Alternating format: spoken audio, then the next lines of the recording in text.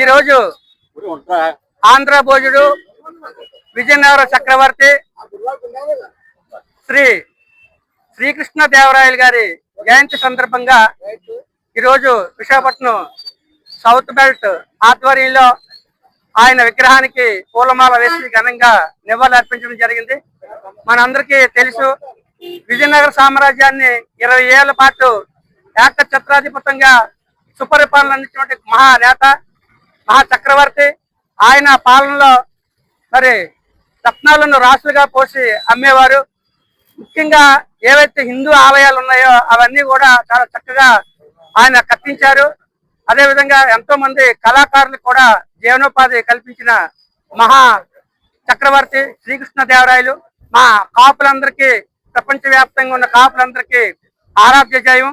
ఆయన అడుగుజాడల్లో నడుస్తూ మరి నేటి ప్రధానమంత్రి కూడా ఏదైతే హిందూ ధర్మాన్ని పాటిస్తూ అటు కేంద్రంలో ఇటు రాష్ట్రంలోని కూడా కూటమి ప్రభుత్వం సుపరిపాలన అందిస్తుంది. మరి మా నాయకులు మావయ్య గారు గుడవర అమ్మన్న గారు చెప్పినట్లుగా శ్రీకృష్ణదేవరాయలు 500 జయంతి సందర్భంగా అప్పుడు సంవత్సరం పాటు వారోత్సవాలు సంవత్సరం పాటు జరిపారు ఉత్సవాలు. అదే కాకుండా ప్రతి సంవత్సరం శ్రీకృష్ణదేవరాయల యొక్క జయంతిని, వర్ధంతిని కేంద్ర ప్రభుత్వం అదే రాష్ట్ర ప్రభుత్వం అఫీషియల్ గా ప్రభుత్వ అధికారికంగా అధికారులు చేయాలని చెప్పి మరి మా సంఘం తరపించుకోవడం జరిగింది. ఖచ్చితంగా ఇది మా పెద్దల దృష్టి తీసుకెళ్లి ఆ విధంగా ప్రతి సంవత్సరం కూడా గవర్నమెంట్ చేసే విధంగా కృషి చేయడానికి మా వంతు కృషి చేస్తాం. మరి ఈ కార్యక్రమంలో పాల్గొన్నటువంటి నాయకులు, కూటమి నాయకులతో పాటు మా కాపు సంఘం నాయకులందరికీ కూడా పేరు పేరున ధన్యవాదాలు తెలియజేస్తాం. అందరికీ నమస్కారం. ఈరోజు శ్రీకృష్ణదేవరాయలు గారి 550వ జయంతి పురస్కరించుకొని కృష్ణదేవరాయలు సర్కిల్లో ఈరోజు జన్మదిన కార్యక్రమం అత్యంత ఘనంగా జరుగుతుంది. ఈ కార్యక్రమానికి అతిరథ మహారాజు అందరూ ఇచ్చేశారు. గంధం వెంకట్రావు గారు, అలాగే మీద పెద్దలందరూ కూడా, గుడివాడ అమ్మన్న గారు, కేఎన్ఆర్ గారు అందరూ ఇచ్చడం జరిగింది. ఈ కార్యక్రమం యాక్చువల్గా మనం శ్రీకృష్ణదేవరాయలు గురించి చెప్పుకోవాలంటే ఆయన కళా తపస్వి, అలాగే బడుగు బలహీన వర్గాలను అందరినీ కూడా ఒక పైకి తీసుకొచ్చిన వ్యక్తి.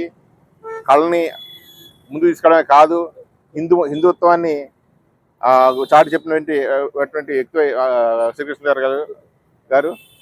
అలాగే మన యాక్చువల్గా అటువంటి మహోన్నత వ్యక్తి మన కాపు కులంలో పుట్టడం అనేది చాలా చాలా ఆనందదాయకం. అలాగే ఇటువంటి కాపు కులంలో ఎవరు ఆశ ఇటువంటి వ్యక్తులు పుట్టినా కానీ మనం అందరినీ కూడా గౌరవించాల్సిన అవసరం ఎంతైనా ఉంది. ఈరోజు ఈ కూడల్లో ఈ జన్మదిన కార్యక్రమం ఇంత బాగా జరగనున్నది చాలా ఆనందదాయకం. అలాగే ఈ కార్యక్రమానికి నన్ను ఆహ్వానించినందుకు అందరికీ ధన్యవాదాలు తెలియజేసుకుంటూ సెలవు తీసుకుంటాను. ఒక బాధ్యత తీసుకున్నటువంటి గౌరవనీయులు శ్రీ కాతా బాలకృష్ణ గారిని కూడా ముఖ్యంగా అభినందిస్తూ, ఈరోజు శ్రీకృష్ణదేవరాయలు చరిత్ర అన్నది చాలా గొప్ప చరిత్ర.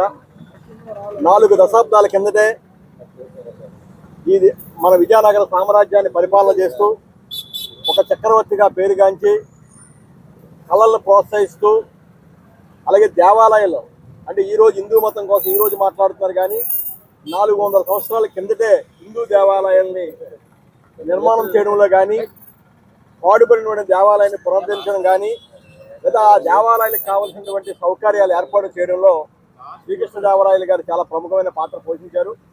ఇప్పటికీ కూడా ఆయన చరిత్ర అన్నది ఆయన చరిత్ర ఇప్పుడు కూడా చరిత్రను ఎప్పుడు కూడా మనం ఈ జాతి గుర్తించుకుంటుంది.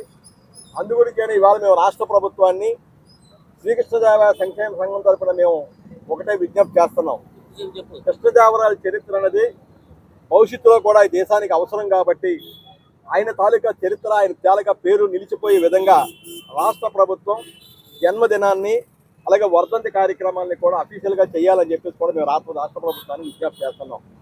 అలాగే విశాఖపట్నంలో మరి ఋషికొండ ప్రాంతంలో ఒక పెద్ద ఎత్తున రాష్ట్ర ప్రభుత్వం నిర్మాణం చేపట్టినటువంటి ఆ కాటేజీలకు కూడా కృష్ణదేవరాయల తాలూకా పేరు పెట్టడం అన్నది సముచితమని చెప్పేసి కూడా మేము అందరం కూడా భావిస్తున్నాం. దానికి ఇప్పటికే రాష్ట్ర ప్రభుత్వానికి మేము విజ్ఞప్తి చేయడం జరిగింది. అందుగురించి ఇవాళ మేము మా అసోసియేషన్ ద్వారా దానికి ఆ పేరు పెట్టి కృష్ణదేవరాయల తాలూకా చరిత్రని భవిష్యత్తులో కూడా గుర్తుంచుకునే విధంగా ముందుకు తీసుకెళ్లాలని చెప్పేసి కూడా వారిని కోరుతూ కార్యక్రమంలో పాల్గొన్నటువంటి మా తాలూకా సోదరులందరూ కూడా పేరు పేరున వారికి ధన్యవాదాలు తెలియజేసుకుంటూ సెలవు తీసుకుంటాం.